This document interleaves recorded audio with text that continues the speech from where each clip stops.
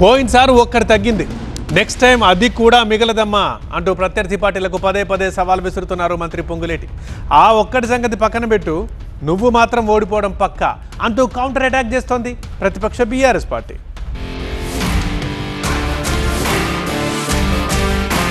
ఉమ్మడి ఖమ్మంలో హస్తం పార్టీ అదరగొట్టింది. గత అసెంబ్లీ ఎన్నికలైనా మొన్నటి మున్సిపల్ ఎలక్షన్స్ అయినా దుమ్మురేపింది. అసెంబ్లీ ఎన్నికల్లో 10 స్థానాలకు 9 గెలిస్తే ఆ తర్వాత బీఆర్ఎస్ ఏకైక ఎమ్మెల్యే తెల్లం వెంకట్రావు కాంగ్రెస్ కండువా కప్పుకోవడంతో క్లీన్ స్వీప్ అయింది. మొన్నటి మున్సిపాలిటీ ఎన్నికల్లోనూ స్పష్టమైన ఆధిక్యతతో సత్తా చాటింది. దీంతో ఖమ్మంలో ఇదే ట్రెండ్ కంటిన్యూ చేయాలని కాంగ్రెస్ భావిస్తోంది. ఖమ్మంని కాంగ్రెస్ కంచుకోటగా మార్చేందుకు మంత్రి పొంగులేటి శ్రీనివాసరెడ్డి సైతం తీవ్రంగా శ్రమిస్తున్నారు. వచ్చే ఎన్నికల్లో 10కి 10 స్థానాల్లో 3 రంగుల జెండా ఎగరడం ఖాయమంటున్నారు. 2023 సీన్ మళ్లీ రిపీట్ చేస్తానంటూ ప్రతిపక్ష బీఆర్ఎస్ కి ఛాలెంజ్ విసురుతున్నారు పొంగులేటి.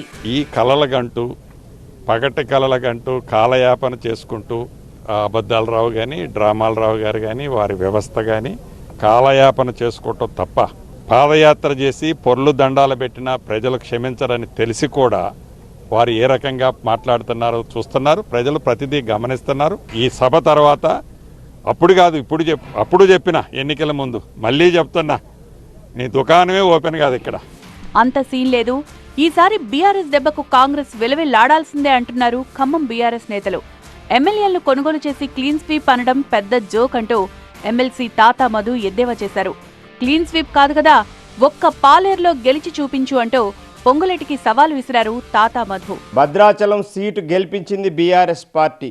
బీఆర్ఎస్ నుంచి గెలిచిన వ్యక్తిని పశువులో సంతలాగా కొన్నది ఈ పశువుల రెడ్డి. కాబట్టి నీకు సిగ్గుంటే ముక్కు నేలకు రాయి.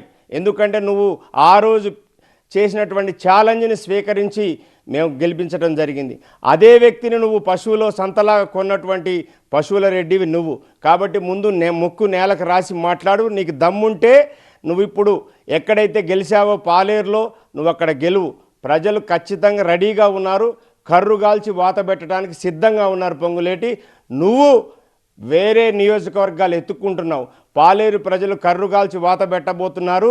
నాకు ఎక్కడో ఒక్కడ సేఫ్ కాన్స్టిట్యున్సీ కావాలని ఒకవైపు కొత్తగూడెం, ఇంకోవైపు మదిర, లేదంటే ఇంకా డీలిమిటేషన్లో ఏమైనా సత్తుపల్లి అయితే అడ్డుపోదామని చూస్తున్నావు. ఖమ్మంలో పాగా వేసేందుకు బీఆర్ఎస్ తీవ్రంగా శ్రమిస్తుంటే మళ్లీ ఎలాగైనా పట్టు నిలుపుకోవాలని కాంగ్రెస్ భావిస్తోంది. ఫలితంగా 2 పార్టీల అగ్రనేతలు ఖమ్మంలో తెగ పర్యటిస్తున్నారు. కేడర్ను ఎప్పటికప్పుడు అప్రమత్తం చేస్తూ ముందుకు సాగుతున్నారు. మరి ఈసారి ఖమ్మంలో ఎవరి పాచికలు పారతాయో చూడాలి.